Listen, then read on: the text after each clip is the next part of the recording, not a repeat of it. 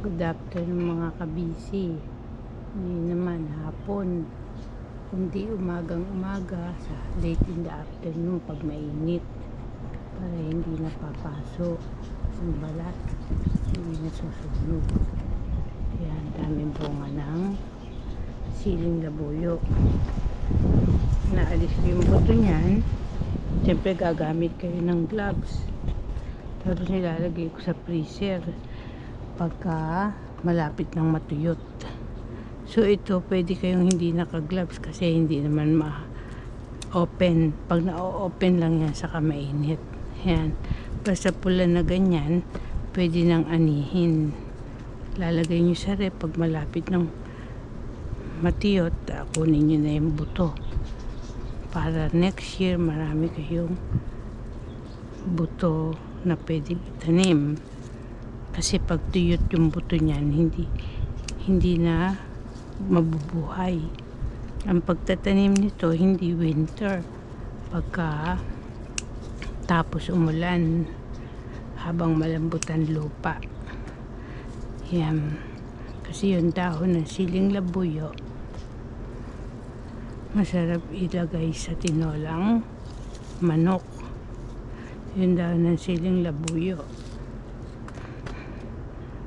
So, ubusin ko na lahat ng pula. Yan. Nakaraang taon yan. Pag winter kasi, nahuhulog lahat ng mga dahon. Saka mukhang patay yung puno niya na nasa paso. Para siyang hindi mabubuhay. Pero, huwag nyo lang alisin yung ugat. Kaya nito, sumunod na taon, nabuhay uli. May naaani kayo. Kaya ganito, ginagamitan ko ng gunting. Pag kasi piningas nyo yan dito, mabilis mabulok. At least ito tumatagal sa ref. Yung mga fully ripe lang ang hina-harvest ko. Ayan. Mga 1 piraso lang ako maglagay. Yung iba, kaya nila yung anghang. Pwede din siguro sa yung katas nito pang sumasakit yung mga sarayuma. Ilalagay nyo sa mga salumpas na isasawsaw nyo sa lampas na butas. Butas. Kasi kailangan may butas para sumingaw yung init. Hindi naman kailangan masyadong marami. Dahil wala na nabibiling sa lumpas na porous plaster. Nag-stop sila ng pagbebenta. Baka may mga na hindi na-diagnose ng mga doktor, saka na-over din ang gamit. Ngayon napansin ko tong lagyan ko kasi pandikit ng langaw, lamok, kahit uod, kahit ipis, kahit suso, tumidikit dyan. Ito, kung napanood niyo yung una kong naunahan ako ng ibon. Ayan ang bunga. Meron din pandikit sa gitna. Naunahan ako ng ibon. Kanina kasi may ibon. Tapos yung mga natira yung mga lalagay ko muna dito para hindi liparin ang hangin. Yung mga natira yung mga hindi nyo nagagamit na kumot, pwedeng gawing pantapal. Trapal. Kasi walang nabibiling lona dito. Ibigay ni Dali sa akin. Hindi ko naman na magagamit sa lamesa to. So tinalian ko ng 4 para gawing trapal. Magsisilbi tong lilim. Pang oblong na chair to sa oblong na chair. So, dahil may dala na akong gunting ngayon, nung kinabit ko yun wala akong na lang gunting, kaya hindi ko na kupit yung mga sobrang tali. Medyo last tali na yan, kinuha ko lang yan nung nagbakasyon ako sa Philippines siguro. Dinala ng kapatid kong si Tessie sa bahay ng mother ko. Wala na akong time na magpabili at ako napakaikli ng bakasyon.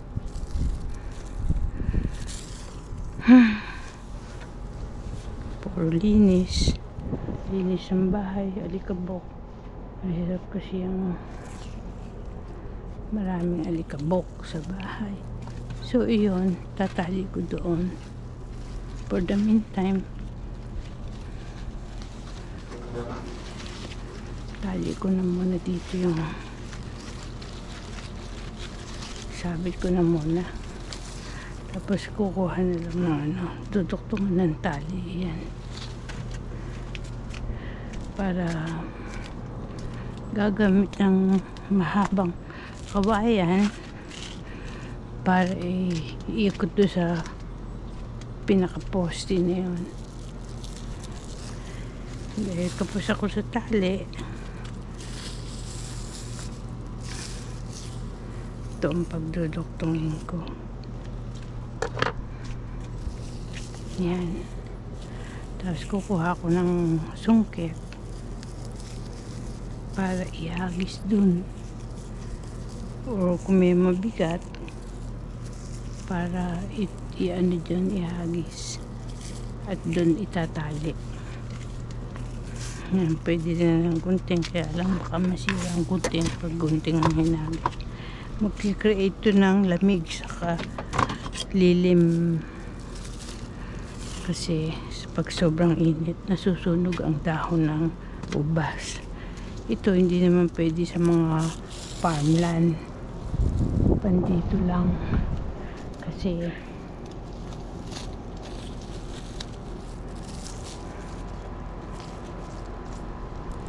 kailangan tanggalin yan. Baka may mga pitbahay, kung may kuha sa kabila, may chance sa mga pitbahay.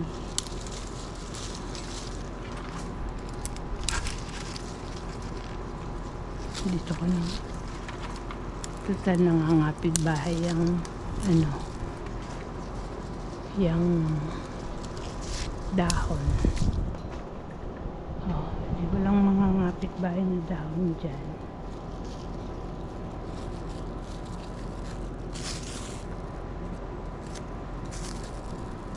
Kung sa akin ko naman ihuhulog yung dahon, hindi naman amin kalat yun. Pwede na dyan, magugulat lang sa ang galing.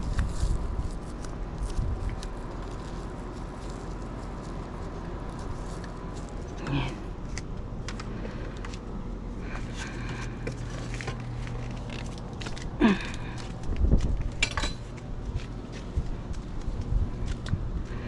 Mainam kasi itong ginagawa sa hapon. Yun, kapos na naman din ang suka. Kuha ko ng tali, yung tali din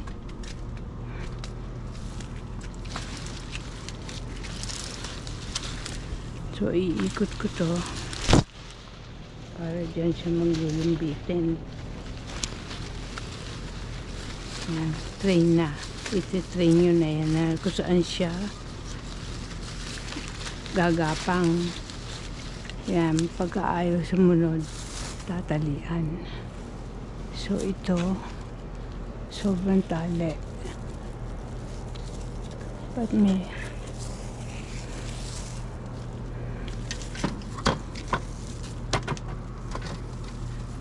ano ba yun? Nagbawas kasi ako gamit, mga sirang gamit sa bahay, sa taas, para kapag ka nagkakaroon ng tornado, yun na lang bubungang iangat, wala nang gamit kasi nakababa na, ganon ba hindi masabi ang tornado.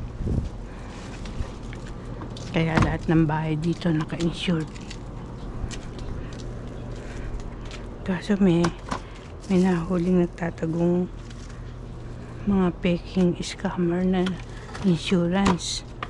So kala ka anong insurance yun, life insurance o anong insurance. Ako kawawa naman kung mga peking house insurance. Umaasa yung taong may mga naghulog na may makukobra, mga peki pala. Puti naman mga nahuhuli. So ito iharap para baka mami ay may opossum, kaya may mga snake. Tsaka ako na to kukunin yung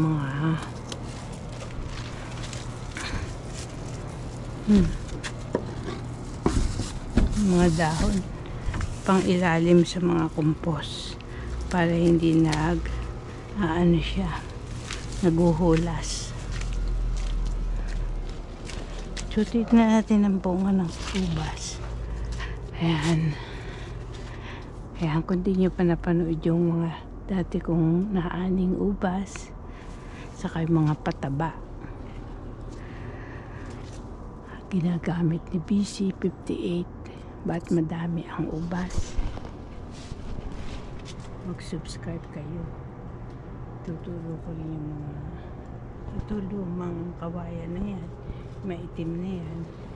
Iniscob ako ng inisis brush yan, pinbrush ng tubig, detergent, konting asin para maalis yung bukbok.